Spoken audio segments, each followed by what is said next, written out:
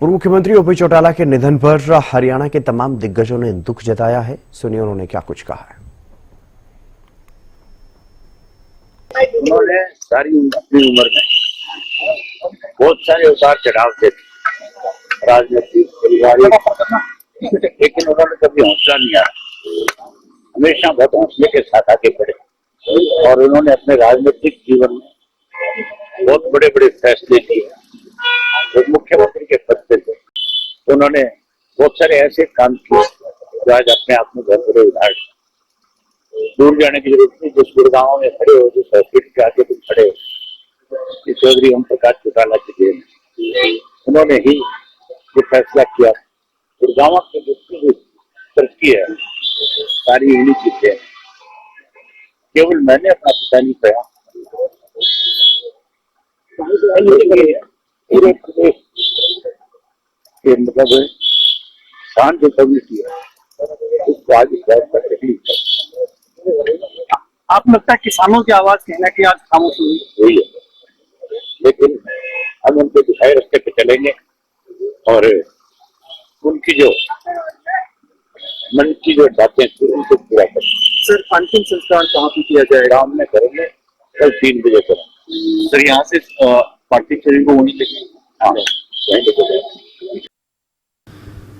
ये मैं तो ये कहूँगी कि ना इस देश से बल्कि इस पूरे संसार से एक बेहतरीन आदमी की विदाई हुई है, जिनके लोग एक व्यक्तित्व की लोक गाथा सुनाते हैं। वो एक इंसान नहीं, एक पूरी किताब जो है वो बंद हुई है।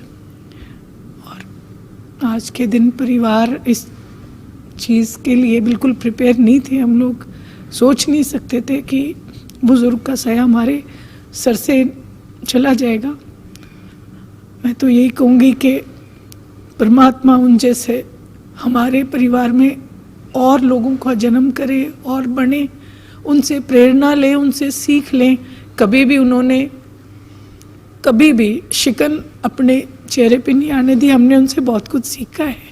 अगर उन्होंने राजनीति की, वो भी एक बेहतरीन नेता, अगर व्यक्तित्व देखे तो एक बेहतरीन बाप। इतना ही कहूँगी, इससे ज़्यादा मेरे पास उनके लिए शब्द नहीं है। वैसे तो वो इतने अस्वस्थ भी नहीं थे, अभी शादियों में भी जाते रहे। हर सर्दी में थोड़ा उनको चेस्ट के अंदर ये हो जाता था, न्यूमलाइजर से वो ठीक भी हो जाते, तो इसीलिए हमने भी सोचा इस बार भी ठीक हो जाएंगे, लेकिन इस बार वो हमारे बीच नहीं रहे। तो मैं अभी एक शादी का फंक्शन था, उसमें उनसे राम राम हुई थी और अभी 15 दिन पहले ही जैसे उनसे मिले थे, बहुत नॉर्मल थे, ठीक थे। और इस बीच अभी उनकी तबीयत ख़राब हुई, मेडिसिटी में वो गए, क्योंकि वो हमेशा जाते थे मेडिसिटी से, लेकिन सर्दी में उनको प्रॉब्लम हो जाती थी, लेकिन फिर वापस आ जाते थे। तो मैं तो यही कहूँगी कि एक बहुत बड़ा क्षति जो है, जिसकी हम भरपाई शायद नहीं कर पाएंगे, और ना ही कोई, मैं ये सोचती हूँ राजनीतिक तौर पे भी कोई उनकी भरपाई नहीं कर पाएगा। क्षति हुई है और उनका एक लंबा योगदान रहा, सार्वजनिक जीवन में एक लंबा संघर्ष रहा। तो इस अवसर पर ईश्वर से यही प्रार्थना करते हैं कि ईश्वर उनकी आत्मा को शांति दे और उनके परिवार व सभी उनसे लगाव रखने वाले सभी को हौसला दे। यही हम ईश्वर से प्रार्थना करते हैं और उनको आज सच्ची श्रद्धांजलि देते हैं।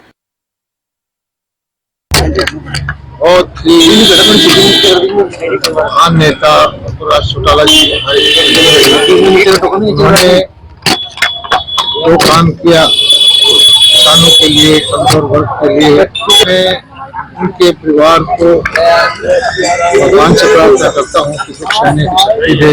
तो उनका परिवार जो है पूरा किसान वर्ग देश का, पूरा हरियाणा का वो उनका परिवार है और सभी जो है की घड़ी में प्रार्थना करते कि भगवान